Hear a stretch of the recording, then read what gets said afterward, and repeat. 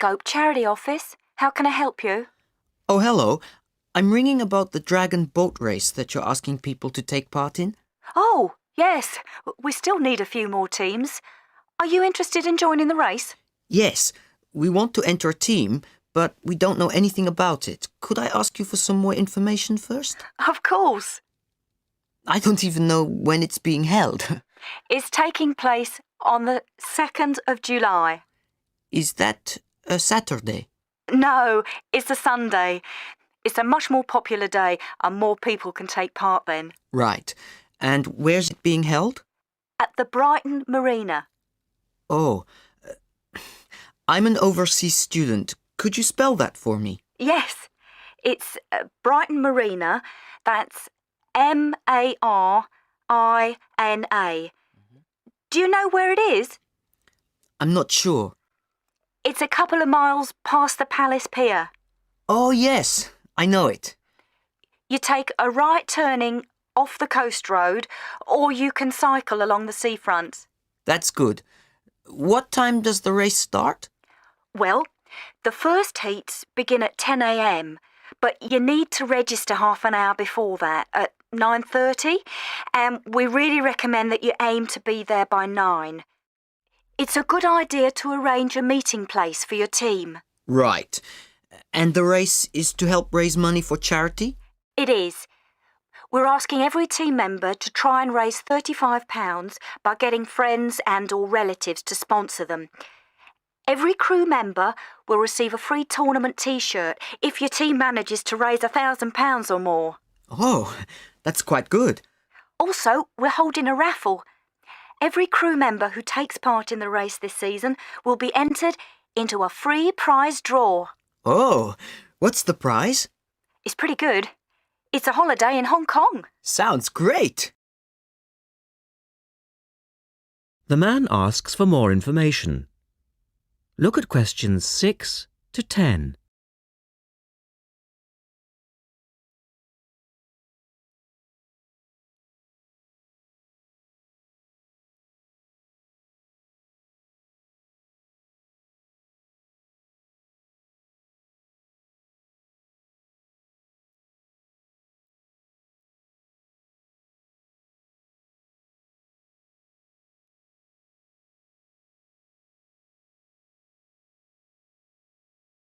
Now listen to their conversation and answer questions 6 to 10.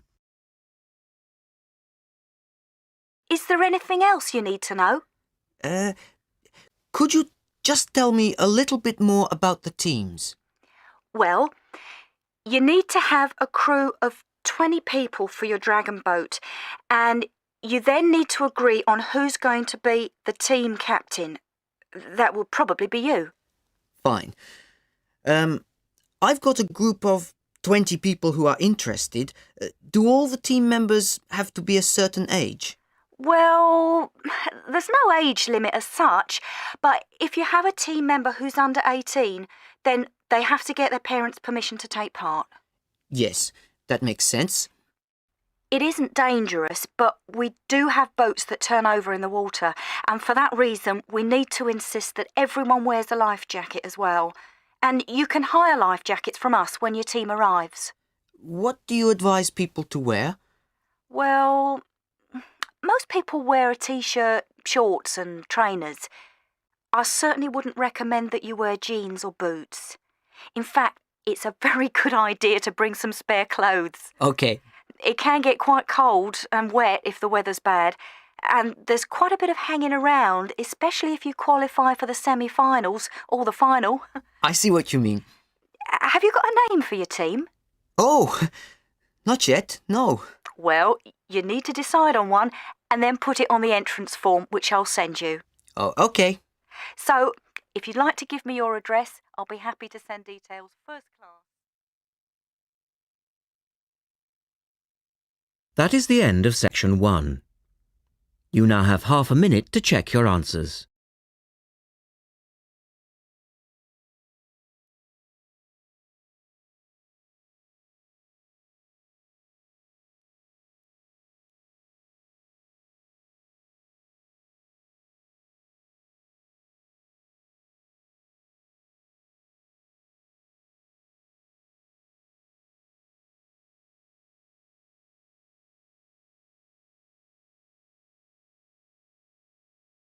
Now turn to section 2 on page 92.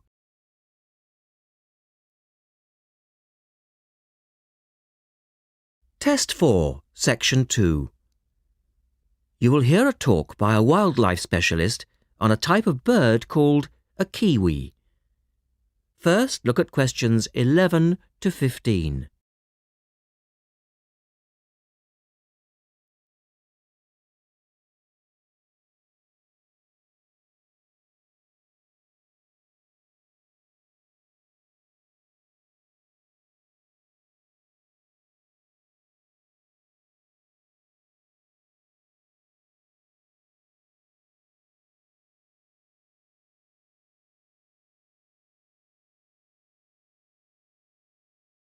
As you listen to the first part of the talk, answer questions 11 to 15.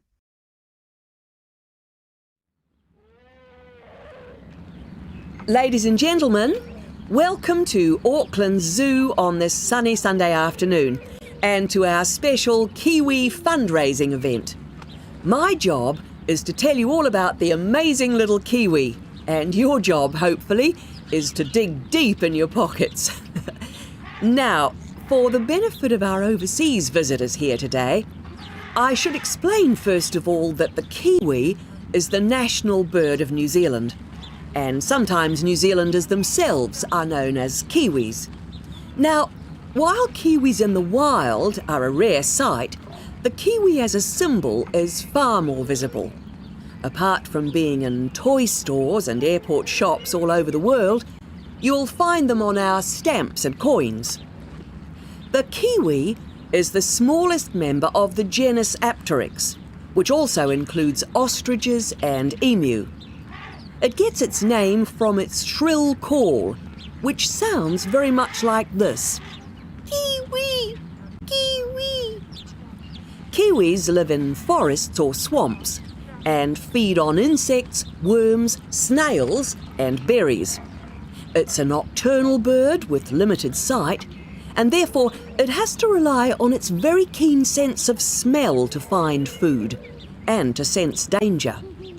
Its nostrils are actually right on the end of its long beak, which is 1/3 of the body length. Now, here's an interesting fact. Although kiwis have wings, they serve little purpose, because the kiwi is a flightless bird. Since white settlement of the islands, kiwi numbers have dropped from 12 million to less than 70,000. And our national bird is rapidly becoming an endangered species. This is because they're being threatened by what we call introduced animals. Animals which were brought to New Zealand, such as cats and ferrets, which eat kiwi eggs and their chicks.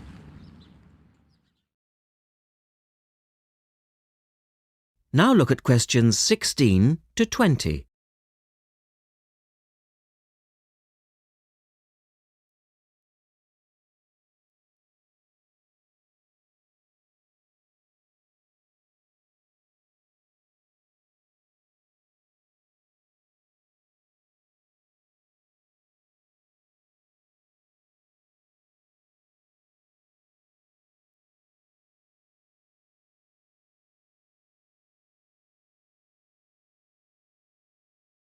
As the talk continues, answer questions 16 to 20.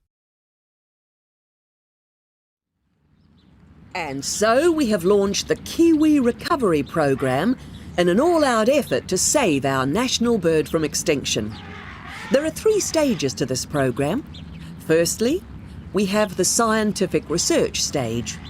This involves research to find out more about what kiwis need to survive in the wild. Then secondly, we have the action stage. This is where we go into the field and actually put our knowledge to work. We call this putting science into practice. And then we come to the 3rd stage, the global education stage. By working with schools and groups like yourself, as well as through our award-winning Kiwi website, we are hoping to educate people about the plight of the kiwi. As part of the action stage, which I just mentioned, we've introduced Operation Nest Egg, and this is where your money will be going. It works like this. It's a 3-stage process. First of all, we go out to the kiwi's natural habitat and we collect kiwi eggs. This is the tricky part, because it can be very difficult to find the eggs. Then, in safe surroundings, away from predators, the chicks are reared. Now, this can be done on predator-free islands or in captivity. They're reared until they're about 9 months old, at which stage the chicks are returned to the wild. So far, it's proving successful. And since we started the program, some 34 chicks have been successfully raised this year, and their chances of survival have increased from 5 to 85%. However, it's not time to celebrate kiwi survival just yet. About 95% of kiwi chicks still don't make it to 6 months of age without protection, which is why Operation Nest Egg is so important. And we ask you to give generously today.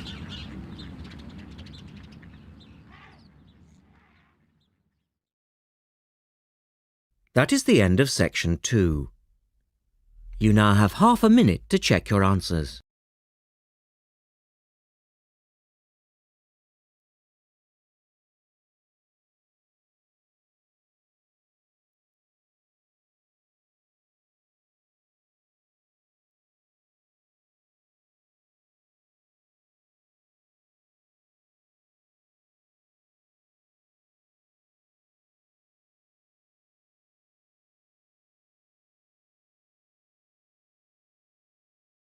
Now turn to section 3 on page 94.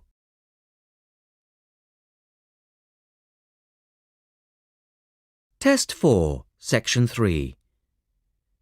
In this section, you will hear a discussion between 3 people in a university tutorial.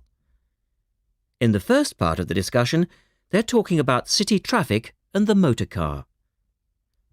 First, look at questions 21 to 24.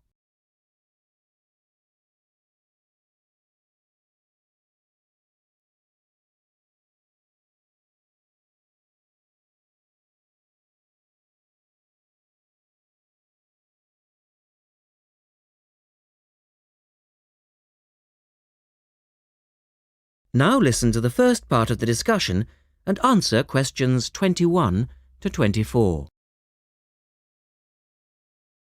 We're very pleased to welcome Professor Isaac Nebworth to our tutorial group today. And he's come to share one of his pet passions with us, city traffic and our Western dependence on the motor car. I believe questions are quite welcome throughout. Thank you. Well, I know you're all very familiar with the superhighway here in Melbourne, but do superhighways automatically lead to super wealth, as our politicians would have us believe? I think not. Can you give us an example of what you mean exactly? Sure. Well, by continuing to encourage this dependence on the motor car, we simply create more congestion and more urban sprawl. And you can see that here in Melbourne, right under your nose. Excuse me, I would just like to say that I feel the sprawl is part of the city.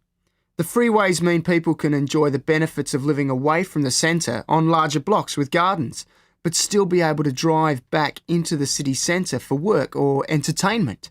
Well, I'm not convinced that people want to do that. And is our money being well spent?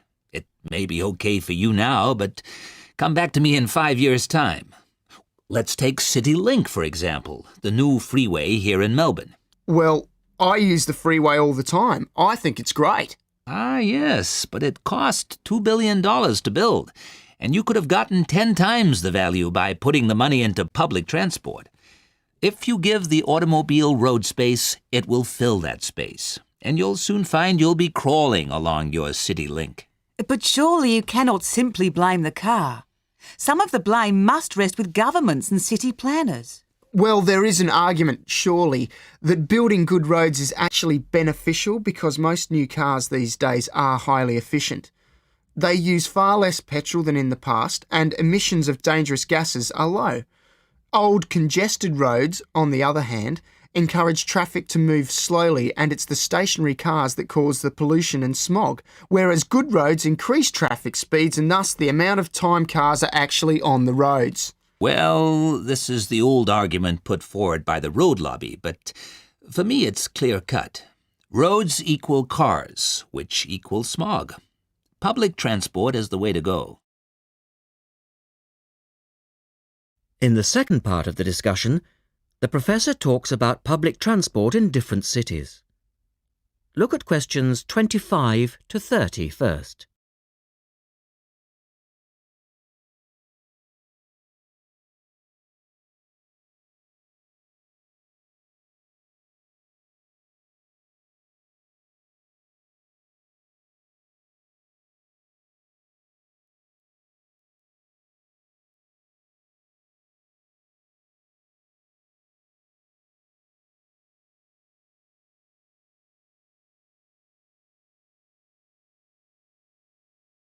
As you listen to the discussion, complete the questions about public transport. Now, on that topic of public transport, I read somewhere recently that Australia isn't doing too badly in the challenge to increase the use of public transport. Better than America, granted. But by comparison with Canada, it's not so good. For instance, if you compare Toronto with the U.S. metropolis of Detroit, only 160 kilometers away, in Detroit, only 1% of passenger travel is by public transport, whereas in Toronto it's 24%, which is considerably better than Sydney, which can only boast 16%. Well, I think it's encouraging that our least car-dependent city is actually our largest city. 16% of trips being taken on public transport in Sydney isn't too bad. But it's a long way behind Europe. Take both London and Paris, for instance, where 30% of all trips taken are on public transport. Well, they do both have an excellent underground system. And Frankfurt comes in higher still at 32%.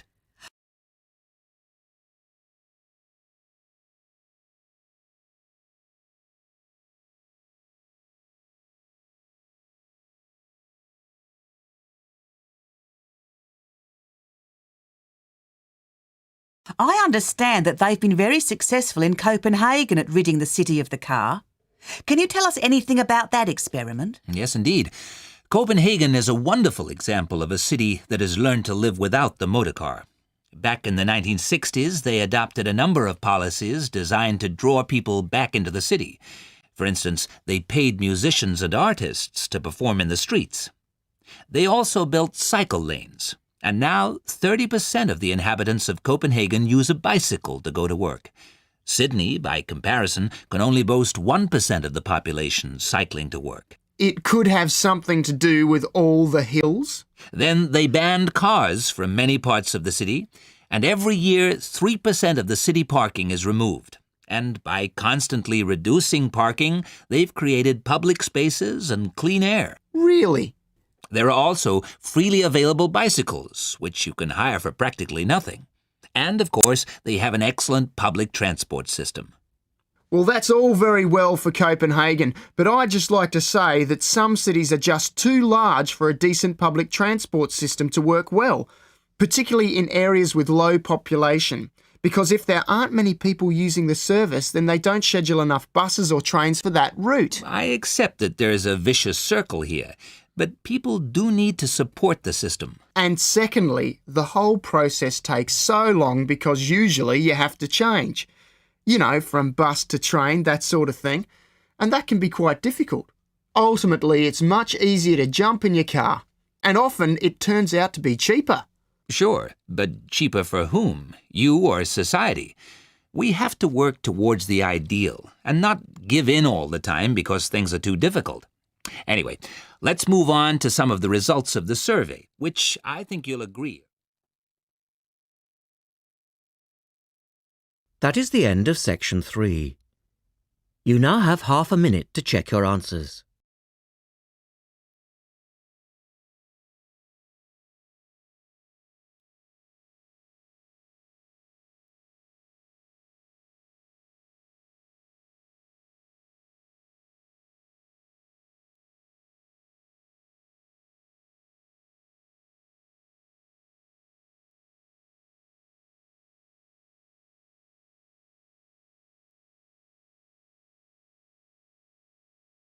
Now turn to section 4 on page 96.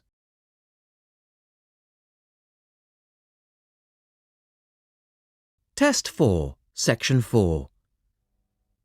You will hear a lecturer talking about food preservation. First, you have some time to look at questions 31 to 37.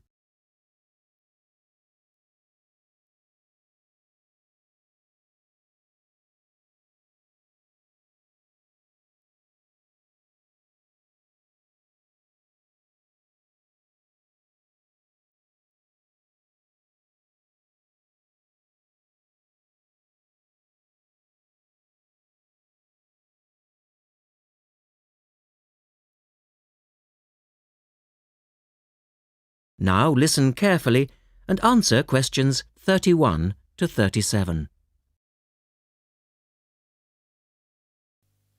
In today's lecture, I'd like to look at the topic of food preservation and start by asking the obvious question, why do we need to preserve food? Well, apart from keeping it fresh for our daily needs, many foods, such as fruit and vegetables, are only available at certain times of the year, so if we want to be able to eat these foods all year round, we need to preserve them. We also need to preserve food for export overseas to make sure that it doesn't perish in transit. And lastly, we need to be able to preserve food for when there are food shortages. There are a number of methods of preserving food which involve both high and low temperatures, chemicals, irradiation, and drying. Let's have a look at these in turn. In the 1870s, the French scientist Louis Pasteur showed that microorganisms in food could be destroyed by raising the temperature of the food, a process now known as pasteurization. This involves heating milk to just 65 degrees Celsius for 30 minutes. A new method, the ultra-high temperature, or UHT process, involves heating milk to 150 degrees Celsius for 3 seconds. The advantage of treating milk in this way is that it lasts much longer, though I tend to feel, and I'm sure many of you would agree, that taste is somewhat sacrificed in the UHT process. Tin cans were first used in the early 1800s to store and preserve food. Just as they are now, the cans were tin-plated steel containers, and the process had the advantage of being cost-effective. Unfortunately, however, there were many early cases of food poisoning because the canning process was not fully understood at that stage. We now know the exact temperature and length of time each food needs for proper preservation, which has greatly reduced the risk of food poisoning. People living in cold climates often preserve food by burying it in the snow, and the Romans knew all about the advantages of packing food in ice. But for most people, this was not an option until the invention of the refrigerator in 1834. Today, however, refrigeration is the most important means of preserving food because the food stays fresh without needing to be treated. However, refrigeration requires an electricity supply, and unfortunately, if the power goes off, so does the food. A variety of chemicals can be added to food, and you'll find their names listed on the labels of cans and bottles. Salt is probably the oldest of all the chemical preservatives and was used by many ancient civilizations for many years.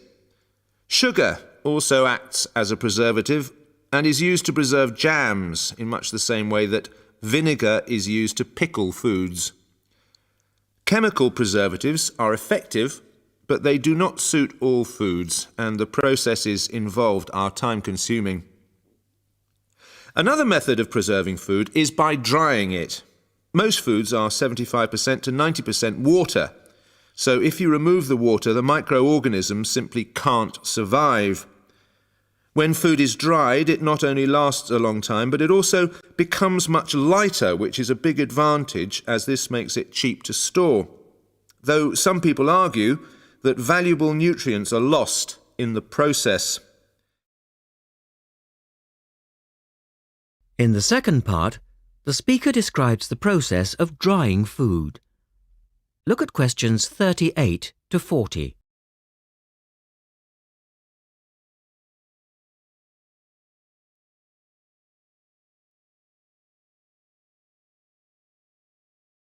Now listen carefully and label the diagram. Early methods for drying food involved cutting it into strips and hanging it in the sun or over fires. But there are now a number of more modern methods which involve the use of recent technology. One of these is known as roller drying, and it's a highly effective way of making dried foods from liquids, such as soup. Have a look at this diagram to see how it works. Well, first of all, the hot soup is poured in at one end here. The liquid spreads to form a thin layer on a heated belt. The liquid dries as it moves along. By the time it reaches the end of the belt, all the water has evaporated, leaving only dry powder. A blade then scrapes the dried material off the roller and captures it in powder form. All you have to do is add boiling water, and you have your hot soup back again, ready to drink. Another method is called freeze drying, and for those of you who still remain... That is the end of section 4. You now have half a minute to check your answers.